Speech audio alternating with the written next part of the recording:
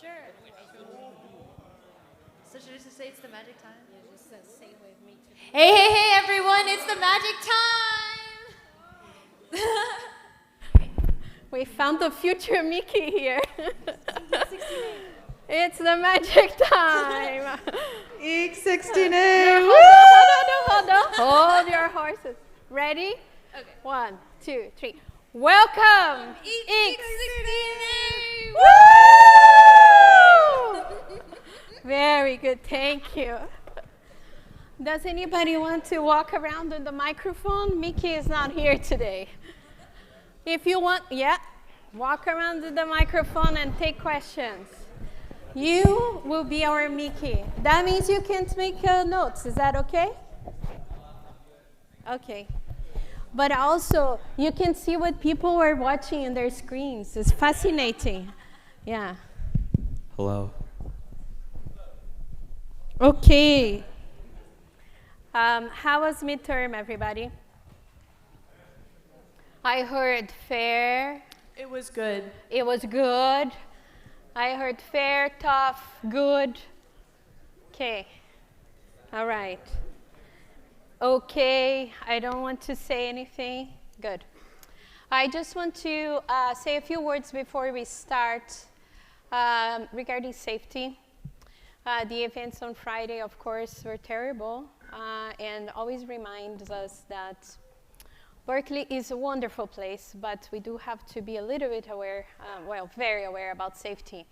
And since it's your first semester here, there is a service that is called the Night Safety Service that I highly recommend you to use if you are on campus at night and you have to go home by yourself. They have cars, and they also have people that will walk you home. So if you have a lab session, if you have a project, call them up, wait where you are. They will pick you up and take you home safely. So just go to the website and look for night safety service, and you'll find. My graduate students, I always recommend them to use it. They have been using the service, and they say it's very good. No matter how far you live, they'll take you. I mean, unless it's a long commute, but around the Berkeley area, okay? And it's also my understanding that the terrible event happened near accommodations, student accommodations. So if you saw something that upset you, or if you're just feeling a bit shocked by it, for sure I was. There are also services that you can talk to people or talk amongst yourselves, support yourselves, and try to stay safe, okay? All right. Mickey said hi. Unfortunately, he can't be here, but we have a person. What's your name? Div. Div. Yeah. Okay. So Div is going to be the voice of God today. And he's going to walk around in the microphone, so if you have a question, Div is going to take our questions. Okay, let's dive into Module 2. Last class, we start talking about, very briefly, about the new lab module, which is the resistive touch screen. We brought a bunch of resistors. We showed you how the voltage divider worked, and I brought some parts of what you're going to be playing with in the lab. So, resistive touch screen. It's an old type of touch screen where basically you touch a screen, and that touch translates into a signal. And that signal, it's either position or force, and that signal is going to be used as information that would then be displayed in the screen. So the old models, there are some places where you go that you still have to sign, and you have this squishy pad, and you have a stylus that helps you press, and then press, and you have this, you can feel that the screen is squishy. Most likely, those, do you know what I'm talking about? Normally they look gray, like in pharmacies, and they still have those those screens. So that's what we are going to model and do.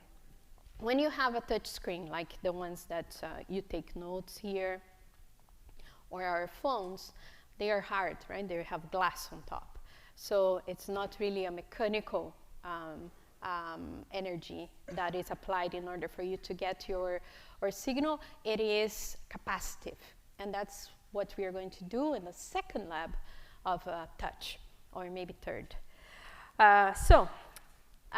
Now I think it's like the most synchronized part of your course, where what you're doing in lecture is what you're going to be doing in lab next week. So you should read your notes, read the lab pre-read. When you show up to the lab, you know exactly what you're going to do, and then when you do your homework, you know exactly what we are talking about. It's really great. Okay, so that's what we started last week. When everybody was more worried about midterm. Now we can worry about lecture.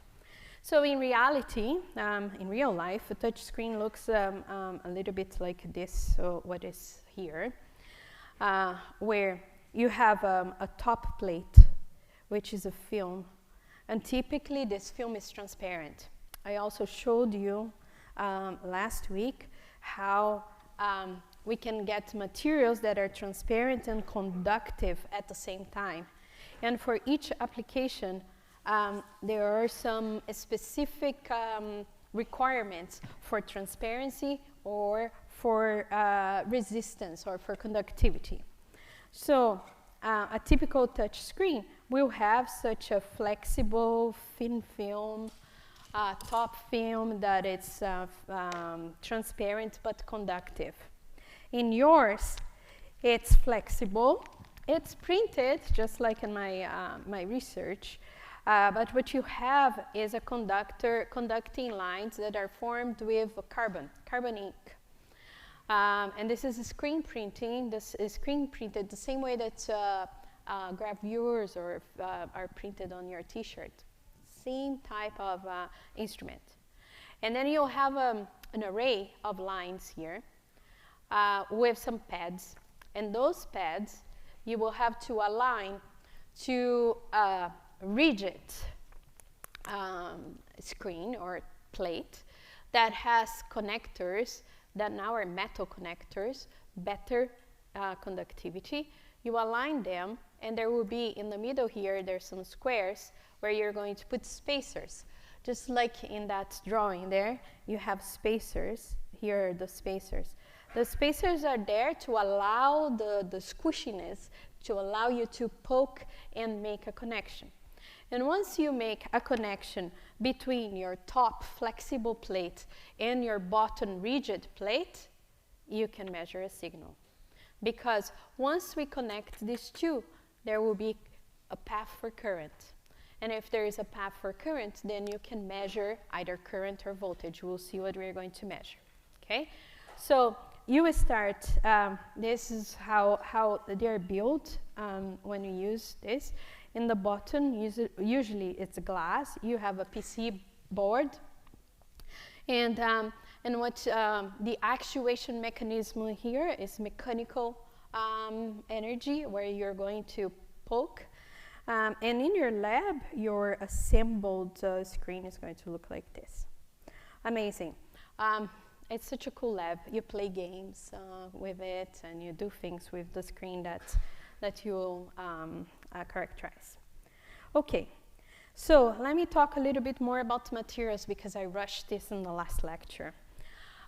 Materials, as I have been telling you, materials have different properties. Some are more conductive than others. And these properties are inherent from the material. It's just how the material behaves, which is related to how many electrons it has, which is related with how much energy you need to give for those electrons in order for them to move, so that they carry electric current. All right. Who are you trying to see? I can connect them to you. See, from here I see everything. Anyway, somebody is trying to see somebody from here, so look that way so he can wave. Okay, so what are the materials? Materials are copper, for example, copper is a conductor that is used in electronics a lot. Silver is used in electronics, especially if you're using new materials, upcoming materials. There are lots of silver nanoparticles. Aluminum, of course, very good connector. And then there are some alloys, which are combinations of metals that will that you can use to tune the properties that one metal by itself cannot present.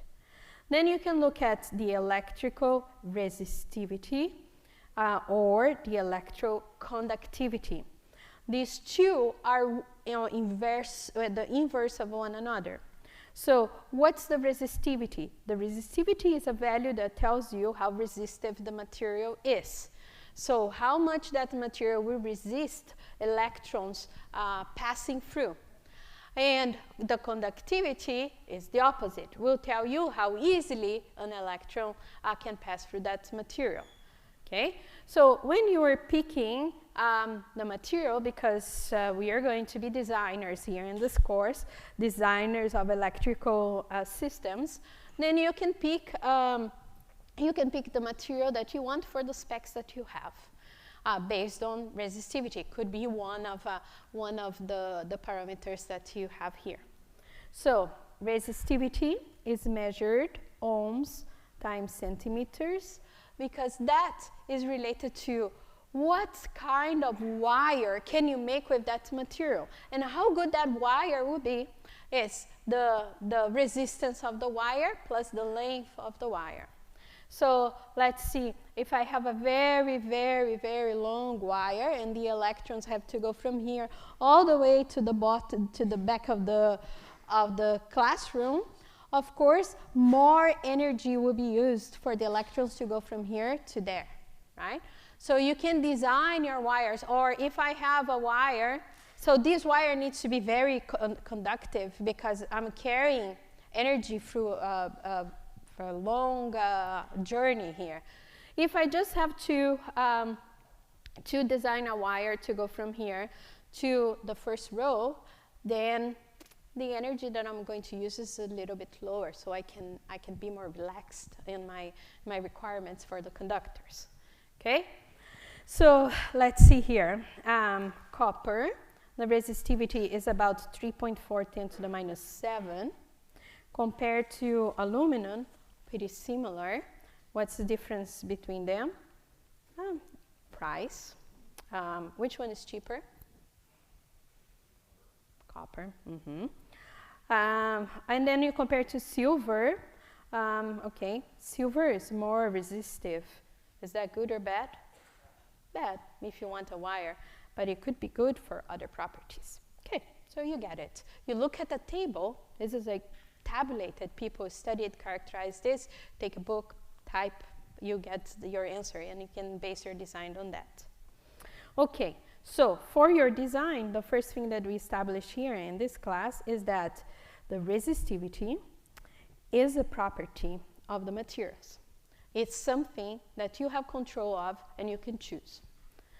Okay, the other part that you can choose is the geometrical parameters of your wire, because these geometrical parameters are properties of the wire. Okay, so you can say, I am going to design my wire that goes just here to the first row, pretty thin, and I can leave with silver, no problem, and this is my wire because it will do the work. Distance is short. Now for my very long wire here to the back of then I have to think more. And what can you think? You can pick the most conductive material, so we can pick copper or aluminum, and then in terms of wires, what you can do. You can play around with the length. You can play around with the length and with the area. So you can change the width and you can change the length of the wire to have the least resistance possible to do your conductive job here. Okay?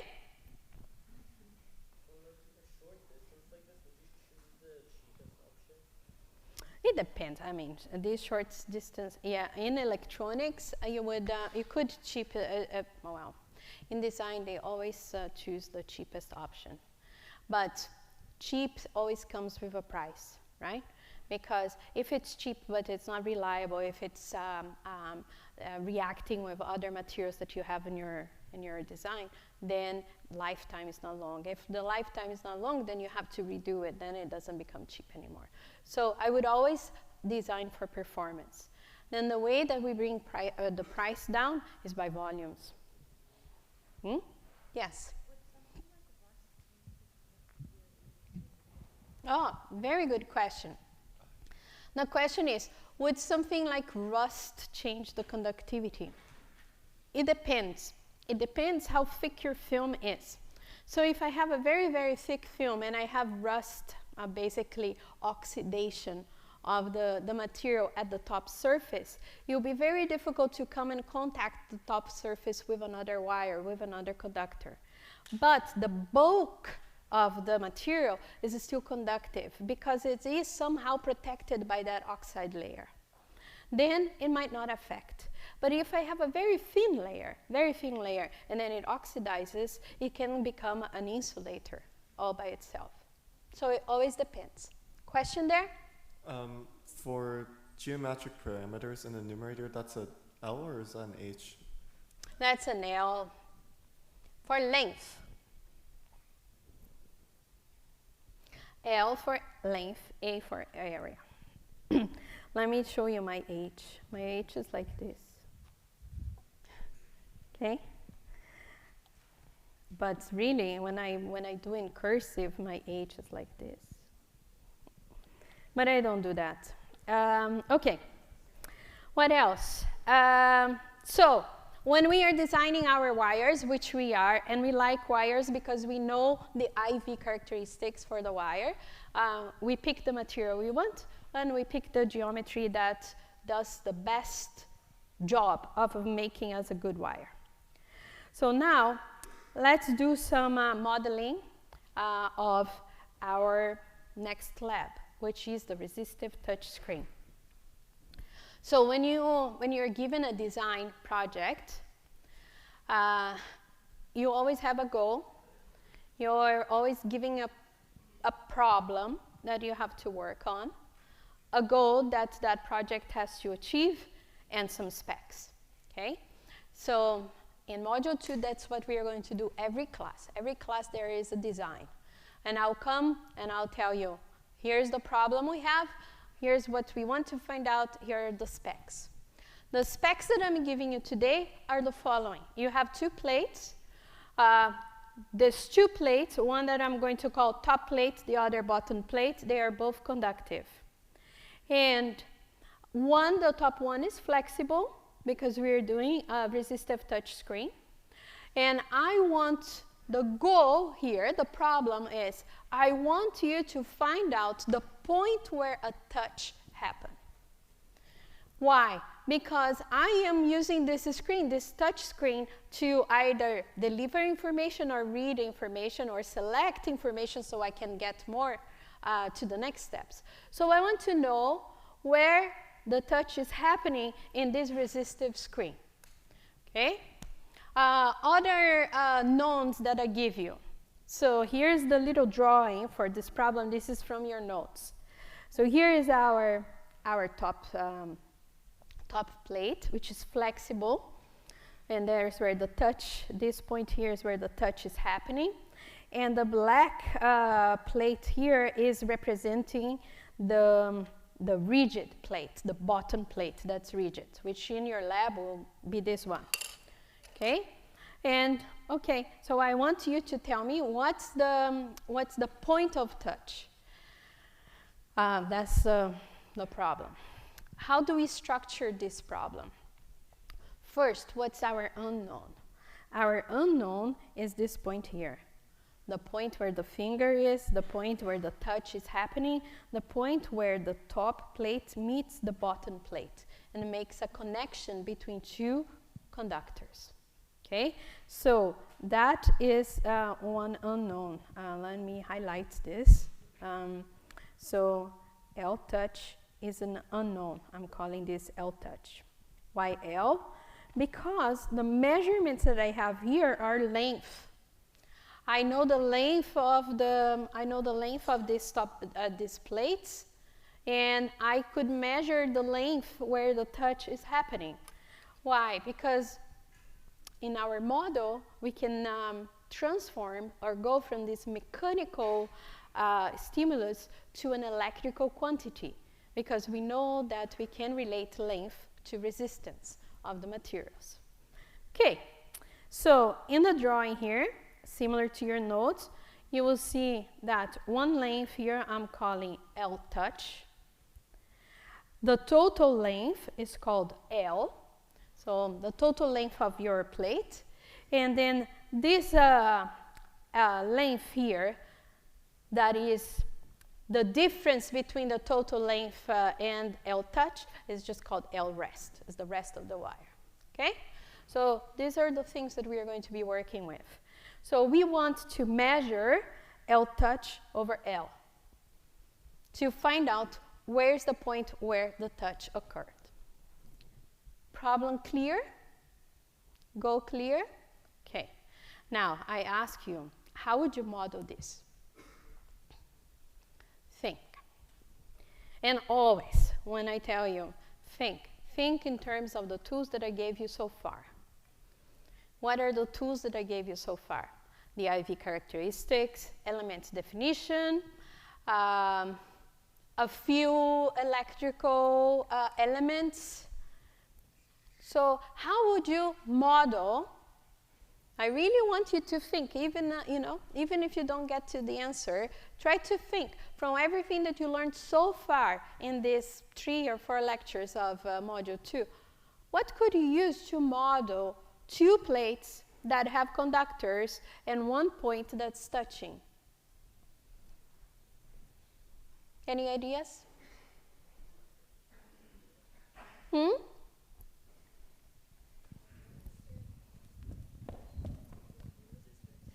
Could use resistance, could use resistors.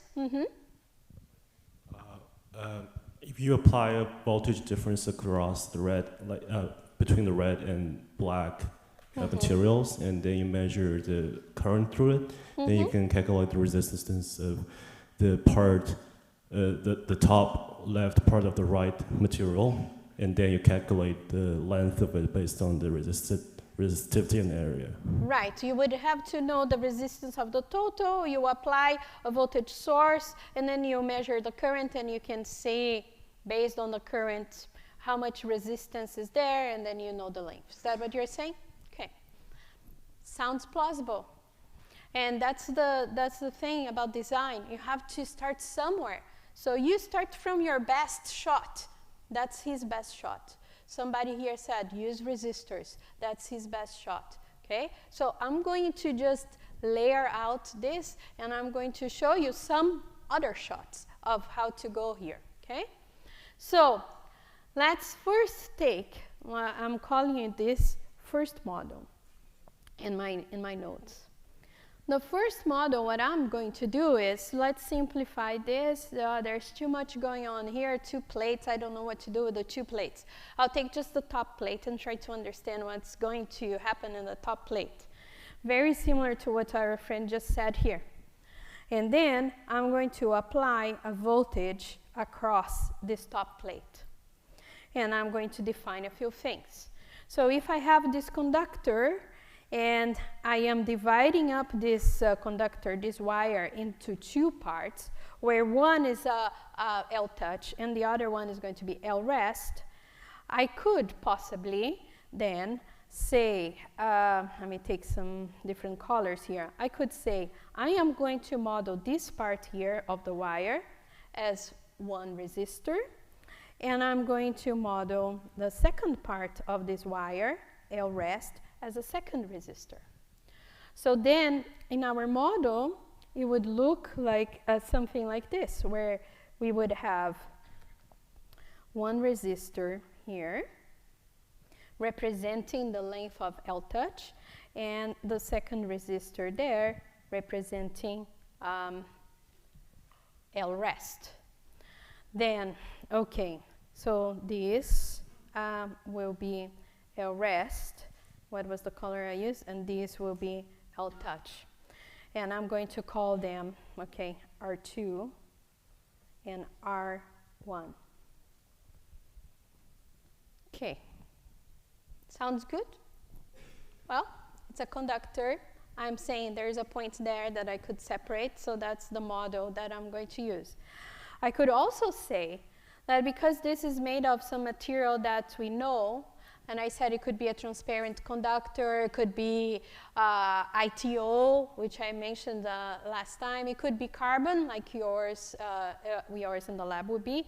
So I know that there is a relationship between the resistance of a wire and the properties of the material that wire is made of. So I'll say that I can write R1 as the resistivity of the material multiplied by L, and L for R1, we define that L would be L rest divided by the area. R2 similarly would be the resistance, the resistivity of the material that is used to be made, times the length, which we define as L touch, divided by area. Okay, so what am I doing now? I am connecting what I was given, which was the material, right? The specs that I was given, the material that that top plate was done from or made of, with resistivity, because I decided to model these two lengths as resistors. And then the other part of the model is that we are going to apply a voltage across this. So our circuit is going to look something like this, where I have R2 representing L touch. I have R1 representing, describing the behavior of L rest.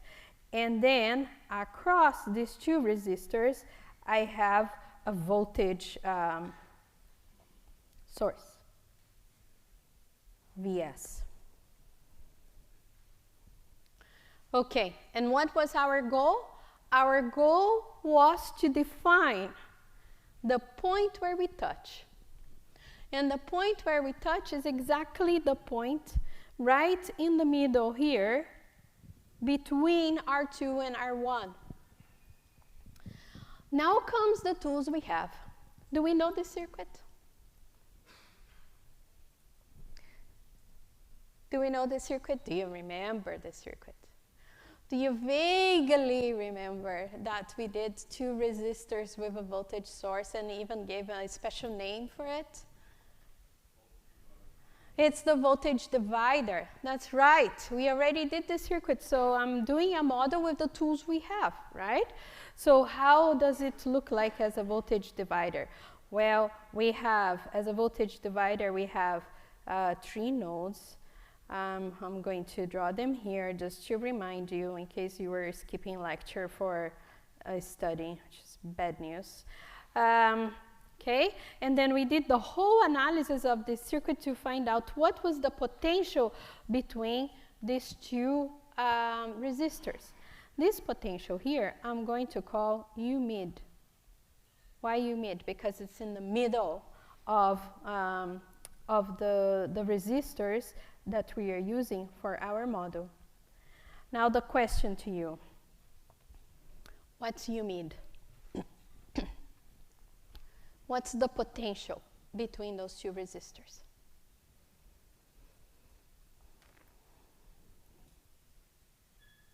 Oh, you know what we do with the microphone? Sometimes you walk to someone, surprise them. And yeah. I'm teaching it to be Mickey. Mickey will go like this, you know. Yeah, yeah. Good. What's U mid? Okay. My name is Enzo. Hmm? My name is Enzo. Enzo, okay. What's what's U mid? What's the potential in the middle of those two resistors? Your friend wants to help you. R2 divided by R2 plus R1 times VS. That's right. That's what we did last class. We know what UMID is. And UMID is going to be what we did for the voltage divider, which is R2 divided by R2 plus R1 times Vs. Okay, I'm going to write here, highlight it. Oh, no, that's the wrong tool. Sorry, highlight it because this is the model that we used for the voltage divider. I don't remember that. Well, go back, please. We're going to use this so many times because I said this was an operator, right? It's a block that we are going to use over and over to sort out things that we want to know. Okay, but the point was to know what UMID was based on the materials that we are using here. So now we have a set of equations that tells us what is R2 and R1 with respect to the materials and the geometry of R2 and R1. And we know what's the potential between these two resistors because the way we set up our problem, they are exactly a voltage divider. So now I'm going to write here that I can write that UMID is going to be equal R2, but I am going to write R2 as R2 is written here as resistivity times the length, that is L touch, divided by area. And that is going to be divided by R2, same thing, resistivity L touch over area, plus R1. And R1 I'm taking from here, which is the other part of the resistor that we are modeling, and it will be resistivity of the material times L rest divided per area times Vs. Okay, the material for R1 and R2 is the same, right? It's the top plate. It's the same material. So the only thing that is different here between these two is what? It's the length. So what we can do here now, we say, okay, so this resistivity, since it's the same material, let me use a brighter color so you see what I'm doing. Resistivity is the same material, cancels out. Area is the same film, so cancels out. And we are left with an expression that says UMID is equal to L touch over L touch plus L rest.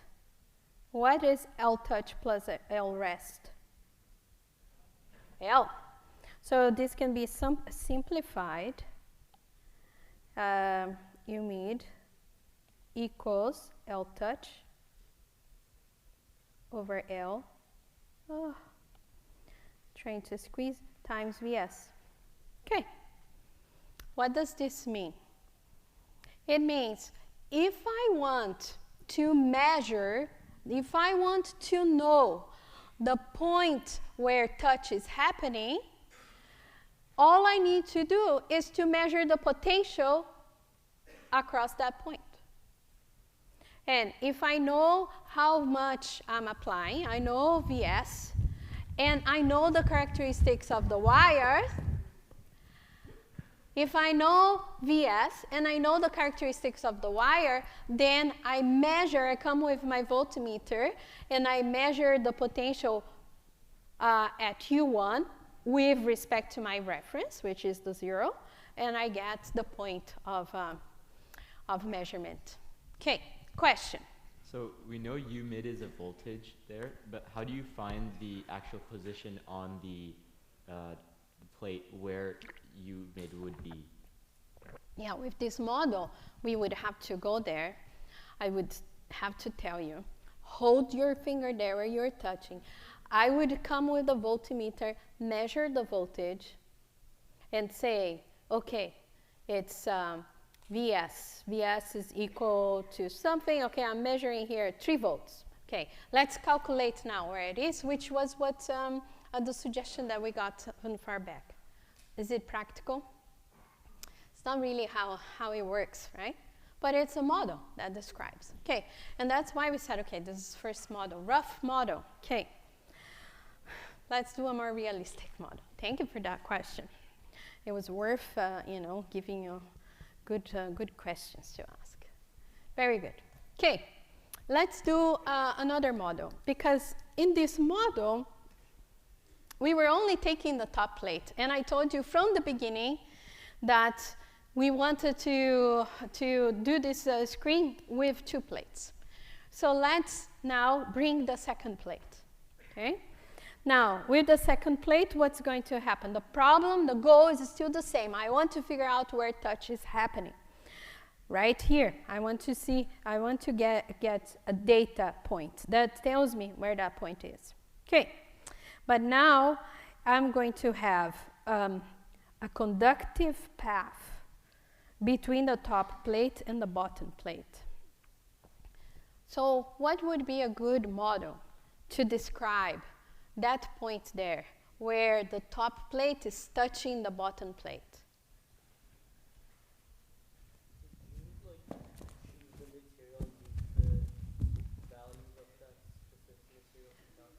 Could I choose the material and use? Yes, I could, and we have. We chose carbon and we chose metal. But now we are coming up with a mathematical model that can explain that. So what element can I use to explain or to describe that point where there is a connection between the top plate and the bottom plate? Could use a wire. Could use a wire. Okay, I'll take that. What was your suggestion? Oh, you have a question. Okay. What happened if you press down at 2 places? Yeah, his question was, what happens if you press down at 2 places? Have a seat. Yeah, I do that too. It's tiring. In reality, what happens? I'll ask the question back to you. What happens to your screen if you press at 2 places? No, in your touch screen, what happens if you press at 2 places?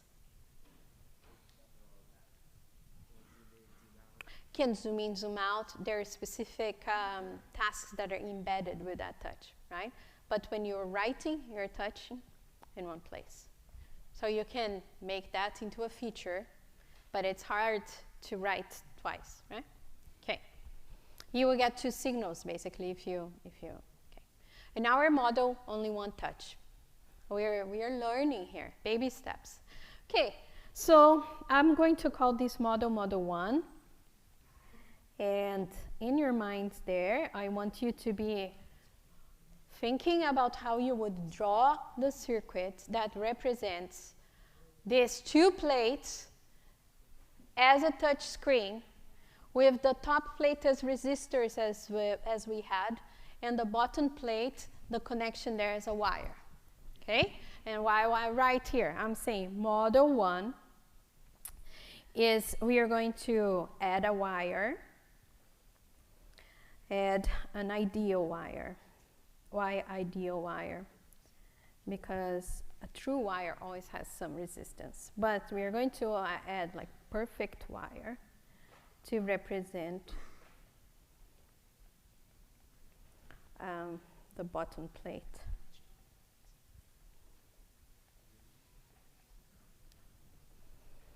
Okay, we know how the top plate looks like in our circuit diagram. So I'm going to repeat here our design with the top plate. So we had R2 and R1, and we had a voltage source here, Vs, And now we are saying in our model, we are going to add, I'll use the same color, that may make it bigger though. We are going to add a wire right here in the middle to represent the touch, the point where we are touching. And I'm going to extend this wire over here to represent the bottom plate. Okay? Clear what I did here? I just took a wire and said, okay, this wire here, ideal wire, is going to be representing the point of touch, which we are calling U mid. And here's where we analyze the circuit so far. We know, well, we chose this node here to be 0, our reference. And now we added a wire here to represent the bottom plate. How many elements did we add to this model compared to model 0? Well, the first is easy to answer because we said, okay, we are going to add an element 1, which is a wire. Are there other elements that were added to this circuit diagram?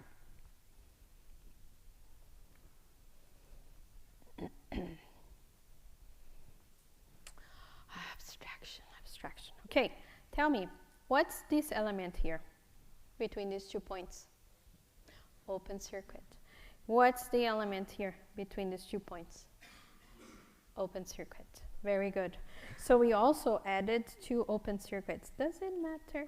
Well, we'll see. Sometimes we do models that don't make any sense.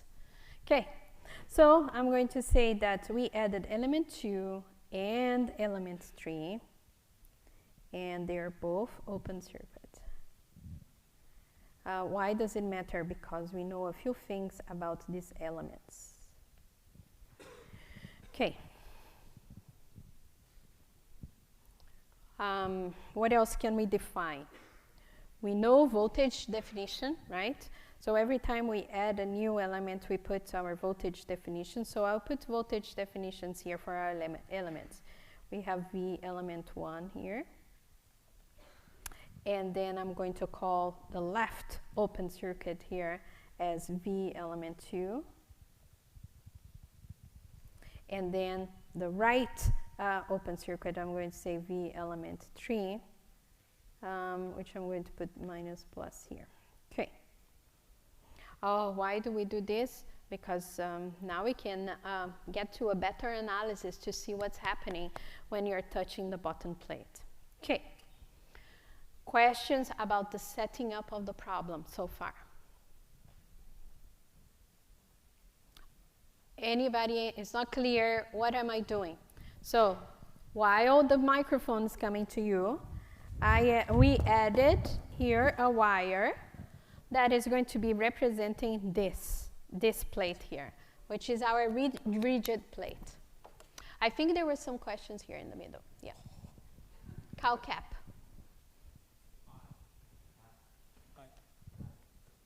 Sorry, why did you decide to put the plus minus for the open circuits on that as opposed to flipping them? As opposed to having like positive. Just to remind you that it's a voltage element. There are some things. Okay, what do we know about the open circuit? What characteristics do you know about open circuit? You have a microphone. Oh, I do have a microphone. Yeah. There's no current flow, but there's a no voltage current difference. flow. And then what do you know about the voltage in the open circuit? It's whatever the voltage It's set by the rest, right? Yeah. And we are looking at the rest. Yes. And we want to know what's happening to the point where there is a touch. And we connect the point where there is a touch with that open circuit. Yes. Why is it negative to positive as opposed to positive to negative? Arbitrary. Arbitrary? Yeah. Okay. Since there is no current there, in order to do it correctly with the passive sign conventions, we would choose a current, and then we would follow the passive sign convention. But when there's Now when there's no it's current. just completely I'm just arbitrary. being consistent and putting plus and minus in our voltage. Okay. fair Okay. enough. Very good question. Why? Why? Yes. Okay, let's continue then. I just copied what we had before here with better writing. If I'm not talking and writing, it looks better. So there it is, what we had set up so far. Now we apply our tools, okay? Now we apply our tools because what we want to know is how to define this point here. How do I know where touch is happening, knowing that I will have this top plate now being flexed and touching the bottom plate that is rigid? Okay, so we could do voltage definition, which is why I put the voltage there. And what's voltage definition? Let me write here, voltage definition. So if I do the voltage definition for element 2, which is my open circuit, how can I write what would be the V element 2?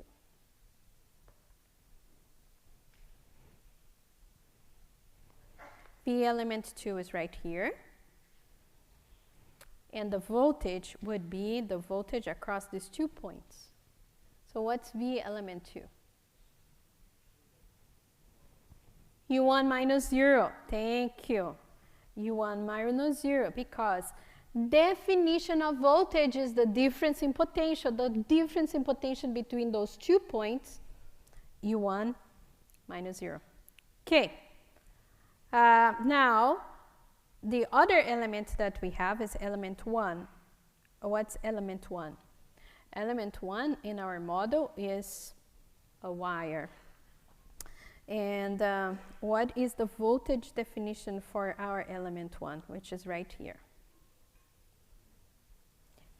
It is the difference in potential between these 2 points. So how would I write voltage for element 1? U mid, very good. U mid minus U1. Oh, now it's starting to getting a little bit more interesting, because U mid is what I want to find out, and now I have a relationship between my wire, my element, and U mid. There are other relationships that we can apply or find using our tools to find equations for U mid, which would be KVL, for example, because we are dealing with voltages here, right? Oh, why do you choose KVL? Because we are looking at voltages. Okay, so if I apply KVL, KVL for which point? Just wait until you can have a seat, please, and yeah, and then I will go back to you guys. If I want to apply KVL for this point here, which is the point that we are analyzing, how would we apply? We would say, okay, we choose a loop, and we go around the loop, and we know that going around this loop, what does KVL tell you?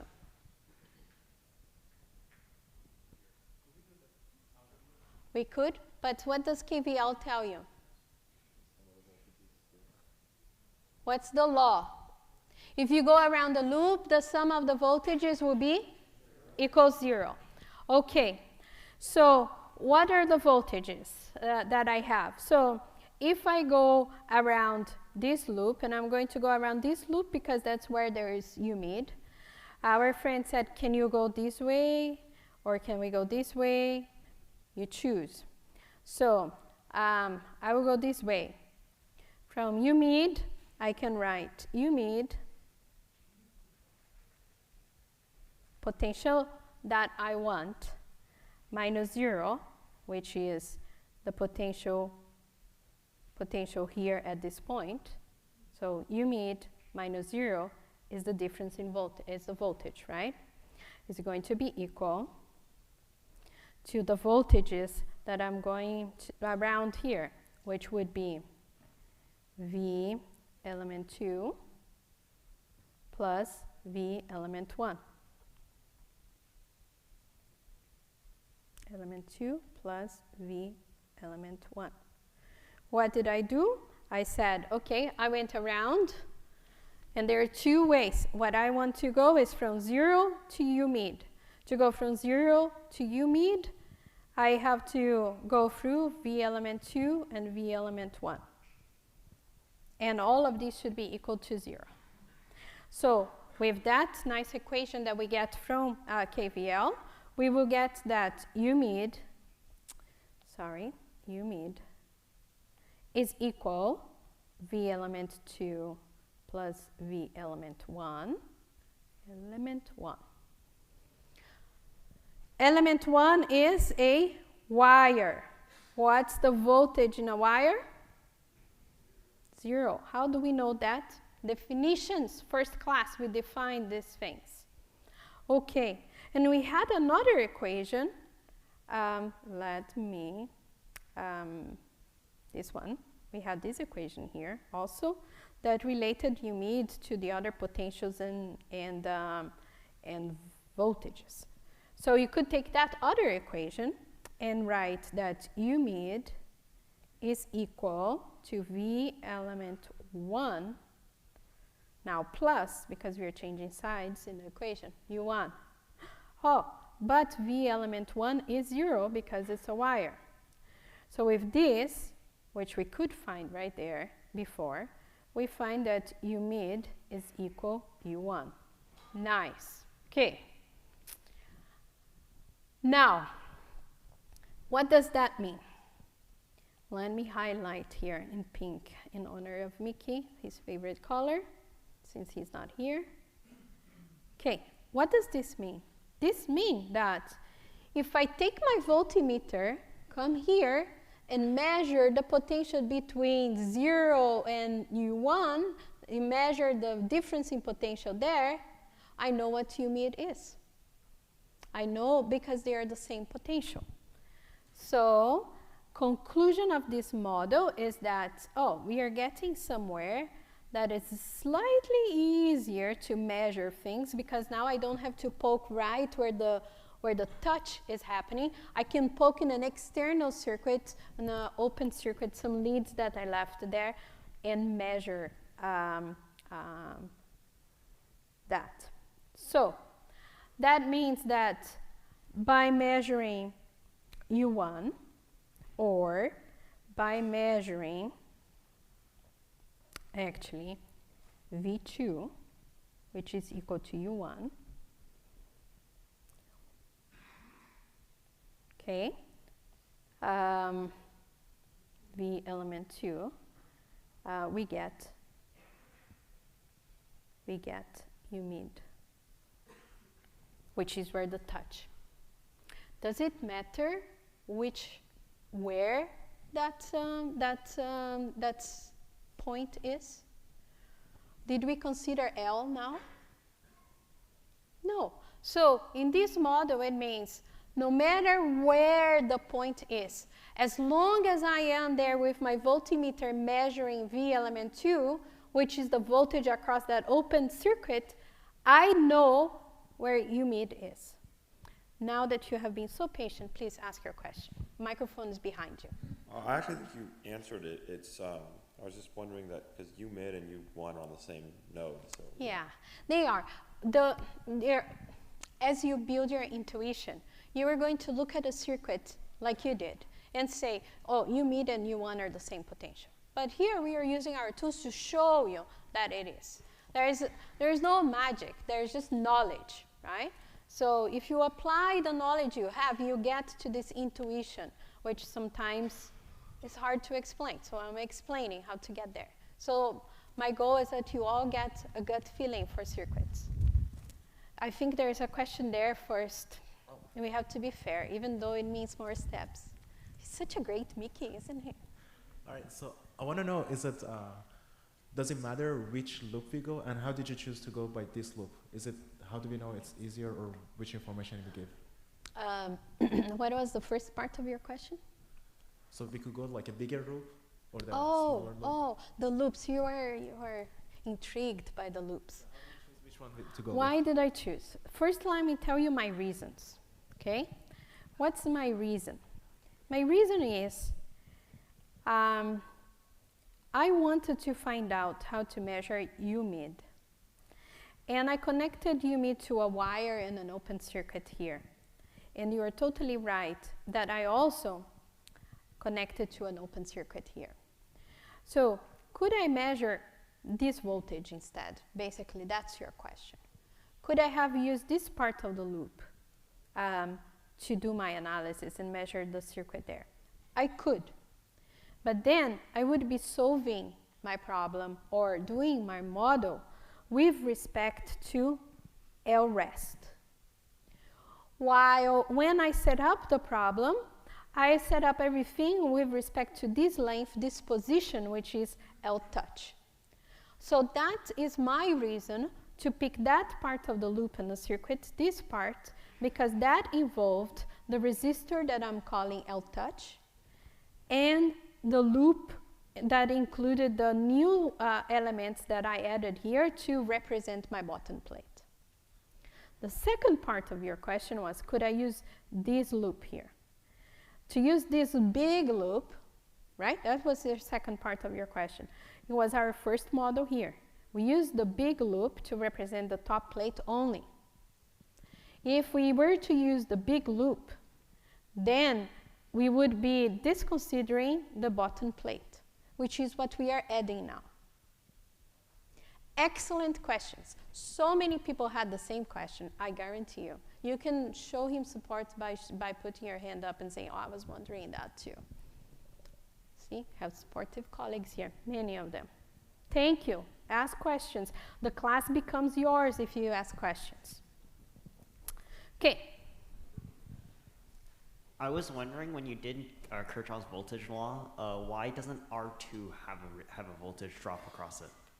Why R2 doesn't have a voltage across? It does. But in our analysis, we are just taking into consideration the new elements that we put, right? So you are asking, why didn't I write, let me write in a different color here, baby blue. If I understand your question right, you were saying, why didn't you define V element 2 here? Oh, sorry, V element 2 here, V element resistor 2, right? So, could I have defined that? I could. What would result in that? It would result that V element resistor would be what? Ohm's law. Then we would have to add the currents, and then you would write here Ohm's law, which would be I and R, and it would result in what? In a redundant equation. Because what's the difference in potential that we have across R2? We have U mid minus 0. And what did we find out? We found out that U mid minus 0, we found U mid minus 0 was equal U1. So you would have more equations, but it would be redundant. Why do I know that? Because I have done this before.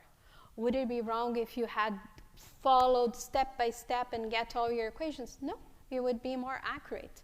Probably you would make less mistakes. Okay? Excellent questions. Yeah.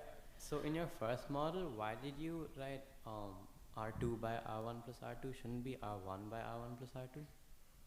Why did I do R2? Okay, let me go to my first model. First model, okay. Why did I choose this to be R2? Is that your question? Yeah, no, when you wrote U mid, why did you write R2 by R2 plus R1 and not R1 by R2 plus R1? Oh, voltage divider. Yeah. Yeah, but that's why it should be R1 by R2 plus R1, right? And the voltage divider? Oh, it's just flipped here. Mm-hmm. Yeah. Okay, I will go back to your question. I'm not getting it. Let's continue with our model. Okay. Now, let's do an even more realistic, let's see, I finished that model, okay. Now we do an even more realistic and better model. Now I'm going to call model 2. Okay, in model 1, our bottom plate was just a wire, right? And we assumed it was a perfect wire. And I said, oh, let's assume the perfect world, but there's no perfect world. So what I am saying here that would be a better model would be if we take that wire that we added to represent the bottom plate, and we can now make that wire into resistors. But we know that the resistance of the bottom plate is going to be less because we're using better metals, right? We are using metals that are more conductive as opposed to the top plate that is just printed carbon. So because we know that even though it's metal, it will have some resistance going across, we can redo our model in terms of resistances. Okay? So, okay, let's do this. Go ahead. Take 1 minute to draw the circuits, how it would look like if now in your model you're representing the bottom plate as 2 resistors. And I'll do the same here, drawing the circuit, but you do your own to learn. So first you draw what you know, what you know for our top plate, R2 and R1. And we are applying a voltage to the top plate in our model. And then we have humid, which is an important point for us. It's an important potential because that's where we're going to measure touch. And then here we'll have a wire for the connection, and we are going to represent the bottom plate as 2 resistors. Let me make this smaller. Don't like the way it is.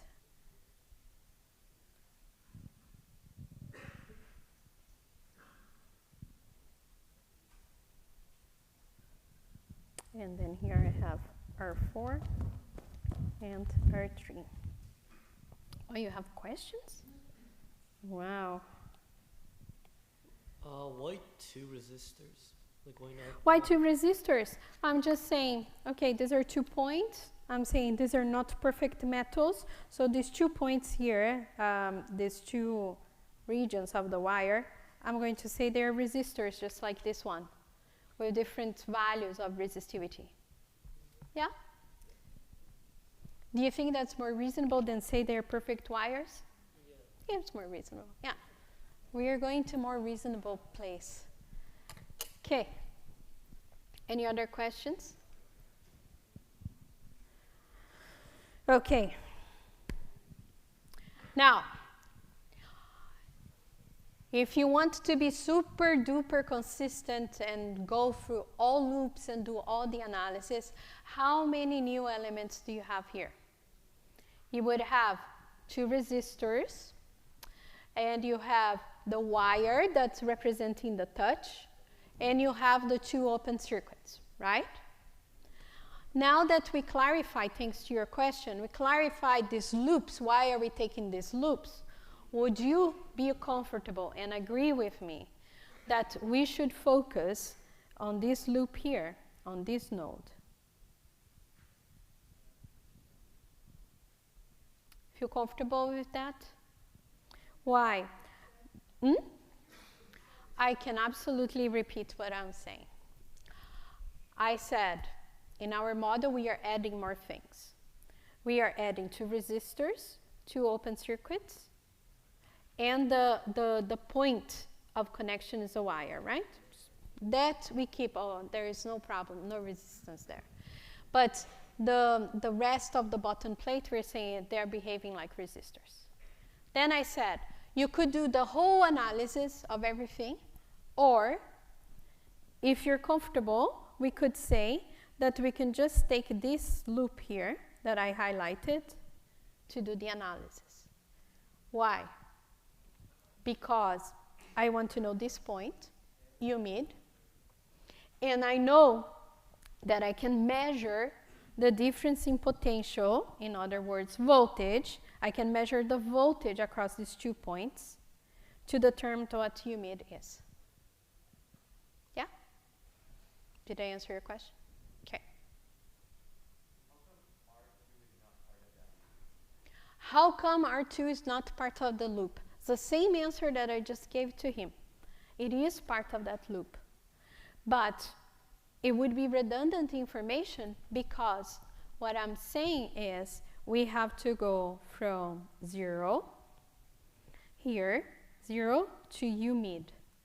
And you're right, we go through R2. But also to go from here to U mid, we are also going from 0 to U mid. So we know that what I find going through R2 is going to be the same as what I find in that loop because the difference is 0 to U mid. Sense? Makes sense? Makes sense? Makes sense for you now? Yeah. Well, yes, it's on the phone. Good. Makes sense. Okay. So I'll ask you, what's U mid?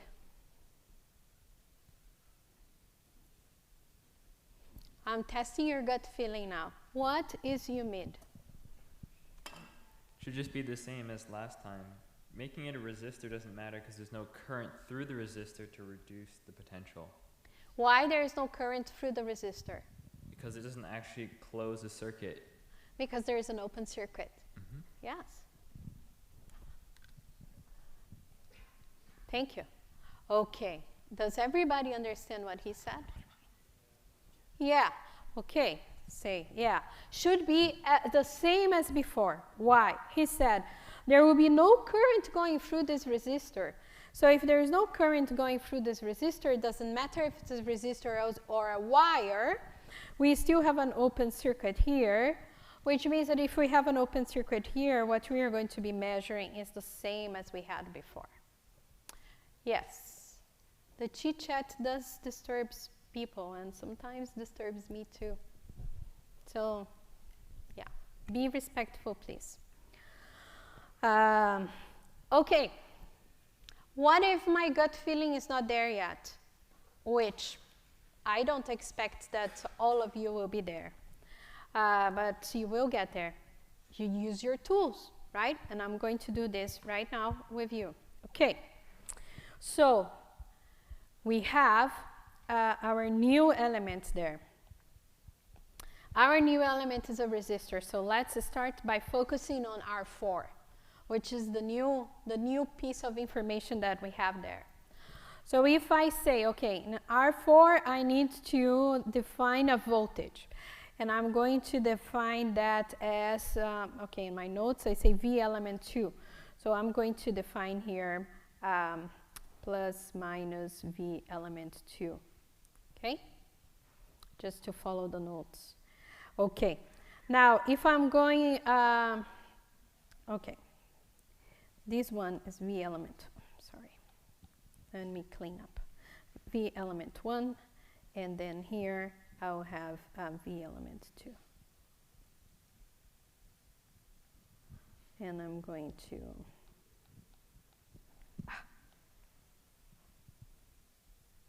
avoid confusion.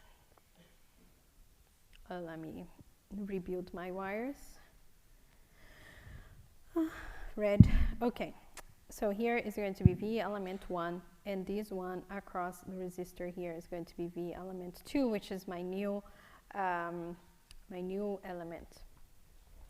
So since this element is a resistor, I can write that V element 2 is going to be equal resistance times current, which is Ohm's law. So resistance here is R4. Current, we didn't define the direction of the current, but since I put plus minus, should the current be to the right or to the left? Okay. To the right or to the left? Based on the passive sign convention, I have plus here in the left, negative there. the current there should be that way. Yeah. Following passive sign convention, it would go this way. But as our friend there said, sorry, I don't know your name, because there's an open circuit here, we know that that current is going to be 0. Okay, so what else could we do? So we say, okay, this is going to be I4. Let me make this bigger. This is I4. And since we introduced currents, we should also introduce currents going all the way to U mid, right? So we say, okay, maybe there will be one current there. There will be also a current going this way here for the open circuit, which I'm going to call I1. And then we do the currents for the node U mid, apply KCL for the node U mid. What would you get? And I'm doing this for our new element. We would get, okay, the currents that are coming into the element are equal to the currents that are going out. What's going into the element? Into the element we have I1 is going to be equal to I4. We know that I1, the current that I define here for the open circuit, by definition is equal 0. So if I say I1 is equal 0 because it's an open circuit, I know that the current going through the resistor, which is I4, has to be 0. So you have the tools to get to that answer, right? You apply KCL, you apply KVL, you apply voltage element definition, and then you get there. Okay, what we want to do is potential. Potential is related to voltage. So I want still to apply KVL to get to the perfect answer that we were given. KVL, going through the loop that I highlighted there in pink. What's going to be KVL? KVL is going to be voltage element 1 plus voltage element 2, which is going to be equal U mid minus 0. What am I doing here? Voltages around the loop, so I have difference here, U mid minus 0, and then I have voltage element 1, voltage element 2. So everything should be equal 0. If I had put the correct signs and all in one side of the equation. Okay, V element 1, which is the voltage across our open circuit, is set by the rest of the circuit. V element 2 is the voltage across the resistor, which is R4 times I4, and that's going to be equal U mid. Now we established that there's no current going through the resistor because of that open circuit in the middle, and here we prove that U mid equals V element 1, which is the same result that we got before. Here is where Mickey would say KQED. We proved, right? Okay, most important result here. Most important result is that by measuring the voltage across that point, the open circuit, we get U mid, and that is independent of the materials. So when I was telling you, what are the requirements for the conductor for the touch screen as opposed to photovoltaics or so on, the requirements are pretty loose because it doesn't matter, the quality of the material doesn't come into account here. What really matters is that you apply a voltage, you have a point where you can measure that difference in potential, a voltage, and then you will know where U mid is and what U mid is. Okay, now another example. This is in your notes. It's called an interesting circuit. I like to call it actually a surprising circuit because it has a surprise when you think about it. My question to you is, if I give you this circuit and I ask you, what's U2 and what's U3, what would be your answer? We have time, so think. If I ask you, what's U2 and what's U3, what would you say?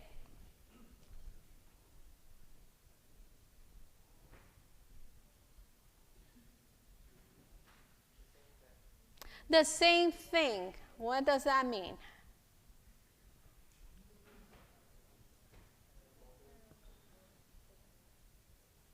What are you saying?